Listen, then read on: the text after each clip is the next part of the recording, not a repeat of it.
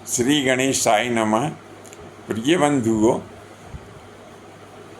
राम कथा श्रृंखला के अंतर्गत हम आपको आगे की कथा सुनाने जा रहे हैं। हनुमान जी महाराज सकुशल माता सीता की खोज करके और समुद्र के इस पार आ गए। सभी वानरों को कुशल समाचार सुनाया। सभी वानर वीरों ने हनुमान जी महाराज का आत्मीय स्वागत किया। वे सब प्रसन्नतापूर्वक वहाँ से पंपापुरी के लिए चल दिए।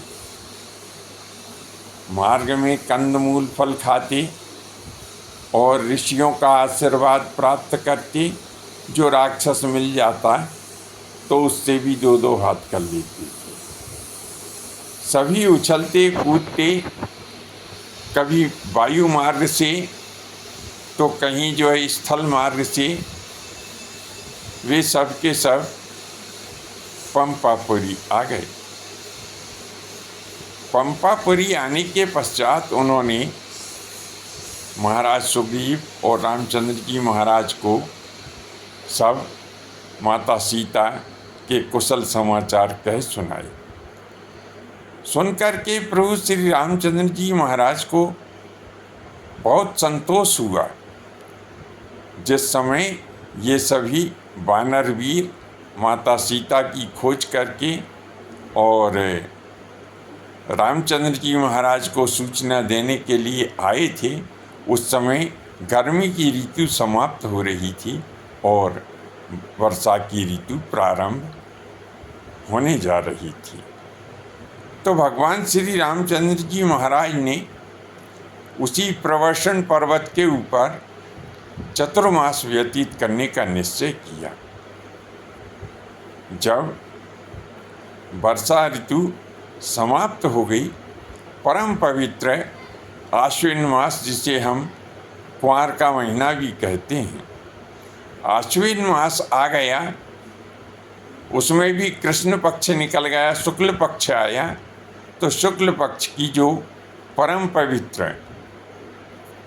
दसवीं तिथि है, उस दिन वह दसवीं तिथि श्रवण नक्षत्र युक्त थी। तो प्रभु श्री रामचंद्र जी महाराज ने लंकापुरी के लिए अपने दलबल के साथ में प्रस्थान किया। समुद्र के निकट आ गए। विशाल जलराशि को देख करके विचार करते हैं कि कैसे इस जलराशि को पार किया जाए।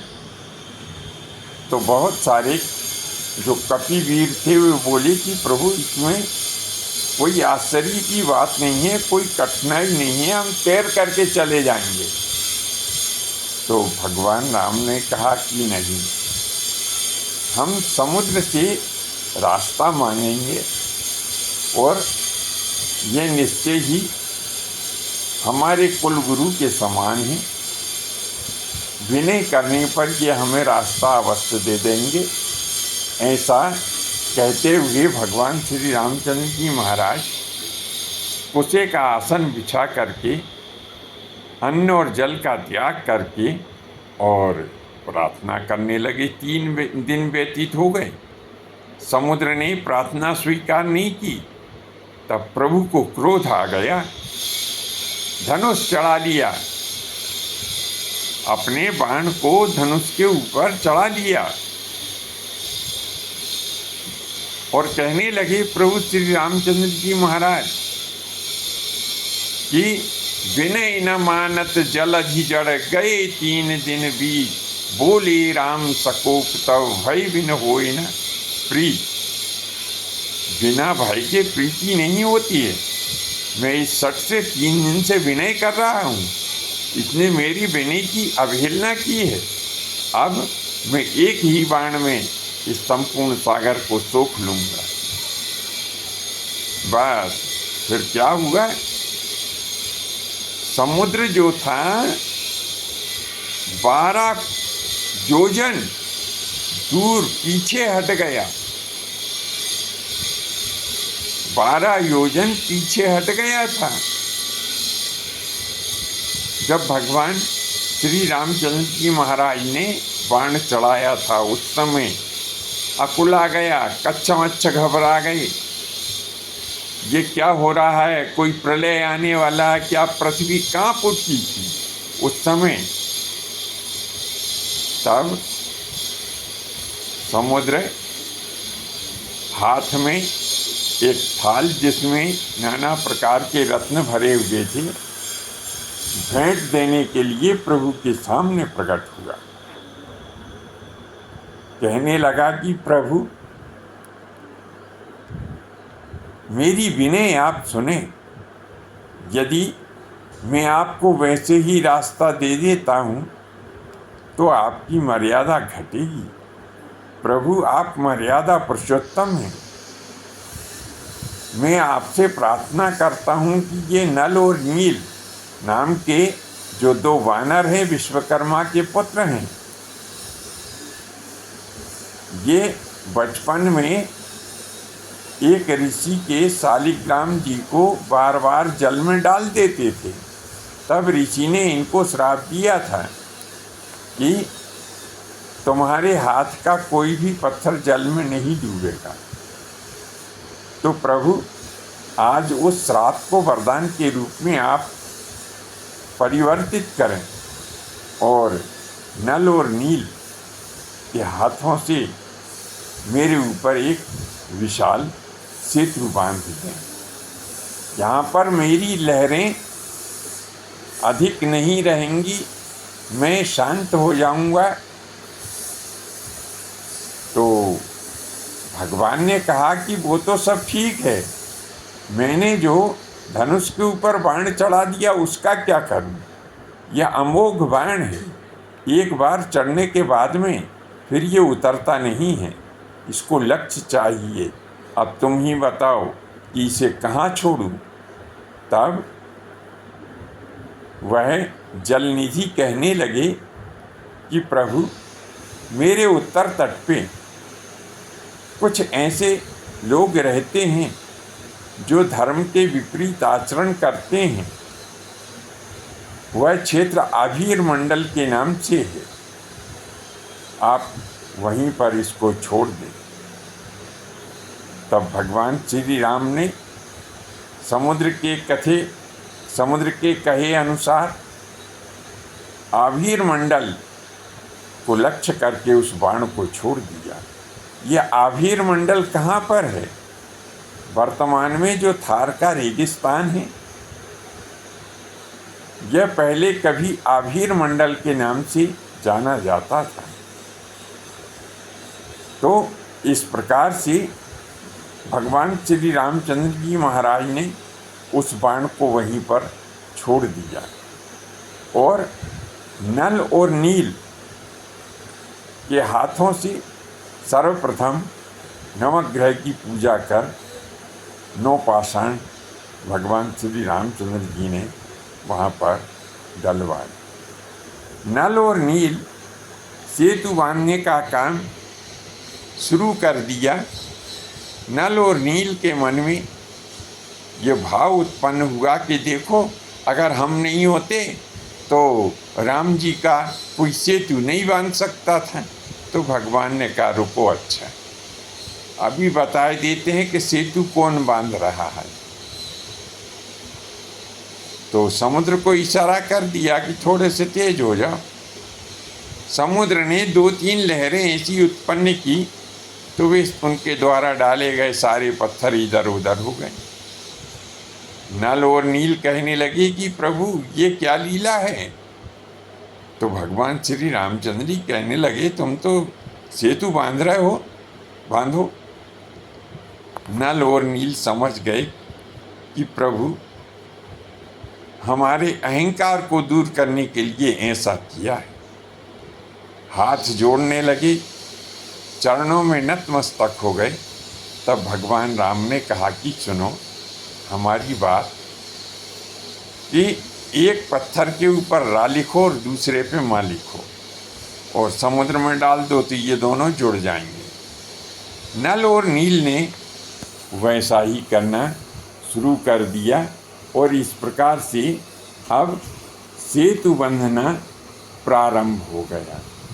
तो पहले दिन सभी वानर वीरों ने जो सेतु बांधा है वह 14 योजन सेतु पहले दिन बांधा गया। दूसरे दिन 20 योजन बांधा और तीसरे दिन 21 योजन बांधा और चौथे दिन 22 योजन बांधा है।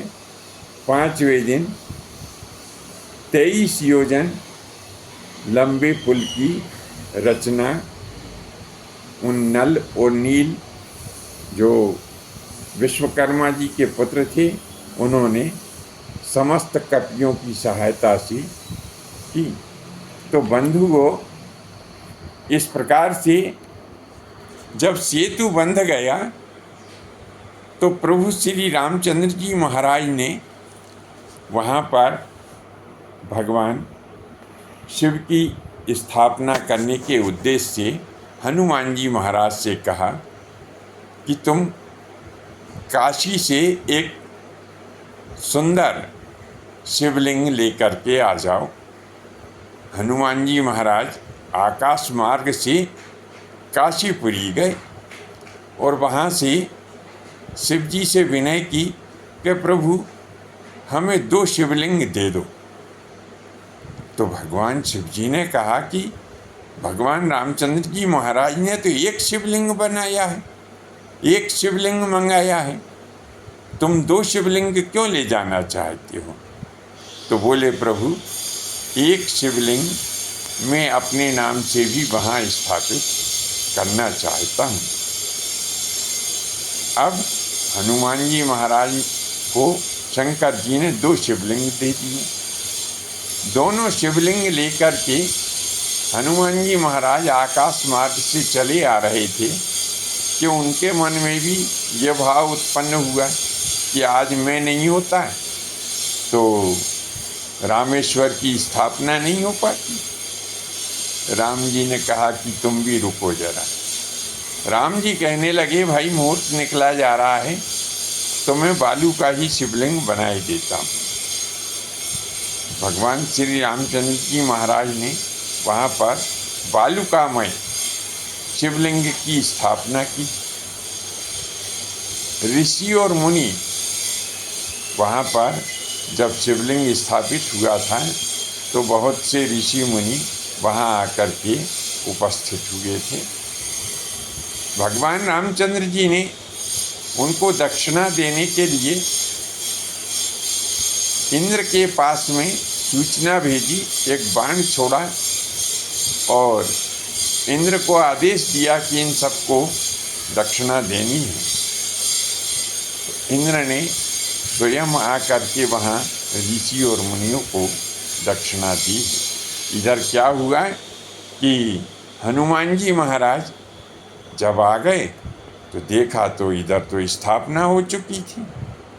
हनुमान जी महाराज ने गुस्से में भगवान से कहा कि जब आपको यही करना था तो मुझे काशीपुरी क्यों भेजा? तो भगवान रामचंद्र जी महाराज ने कहा कि अब वो स्थापना हो गई, कोई बात नहीं। हनुमान जी महाराज बोले नहीं, हमारा शिवलिंग हम काशी से जो लाए वो ही स्थापित होगा। तो रामचंद्र जी महाराज कहने लगे कि अब जो हमने स्थापित कर दिया है उस शिवलिंग को तुम हटा के दूसरा शिवलिंग अगर स्थापित कर सको तो हटा दो उसे। हनुमान जी महाराज ने राम जी के द्वारा स्थापित उस शिवलिंग को पूंछ में लपेटकर और उसे उखाड़ना चाहा, लेकिन हुआ क्या कि हनुमान जी महाराज की पूंछ ही टूट गई। और जब पूंछ टूटी तो क्या हुआ कि हनुमान जी महाराज उस शिवलिंग को नहीं उखाड़ सके। तब समझ गए हनुमान जी महाराज कि भगवान ने मेरा मान भंग किया है, तो हाथ जोड़ने लगे, बोले प्रभु मुझे क्षमा करें, मेरे में अहंकार आ गया था, इसीलिए मैंने यह सब आपसे कह दिया प्रभु आप क्षमा करिए, अब बताइए कि मेरे इन दोनों शिवलिंगों को मैं क्या करूं जो मैं 2 शिवलिंग लाया हूं। तो भगवान ने कहा कि तुमने जो शिवलिंग लाए हो, तुम्हारे लिए कि मैं इस शिवलिंग की स्थापना करूंगा, उसकी तो तुम स्थापना कर ही दो, तुम्हारे नाम से यह जगत में हनुमंतेश्वर के नाम से विख्यात होंगे। और मेरे नाम से जो शिवलिंग तुम लेकर के आए हो, इस शिवलिंग को यहीं छोड़ दो, यह शिवलिंग अपूज्य होगा। मैं समय आने पर फिर स्वयं इस शिवलिंग की स्थापना करूंगा। तब हनुमान जी महाराज ने वैसा ही किया। तब से वह एक शिवलिंग रामेश्वरम मंदिर गर्भगृह में वैसा ही अपूज्य रखा हुआ है। और बंधुओं, इस प्रकार से यह हमने सेतुबंध की कथा आपको सुनाई। प्रस्तुत विषय वस्तु आपको कैसी लगी, अच्छी लगी हो तो नीचे कमेंट्स बॉक्स में लिखें। धन्यवाद। जय माता की, जय परशुराम।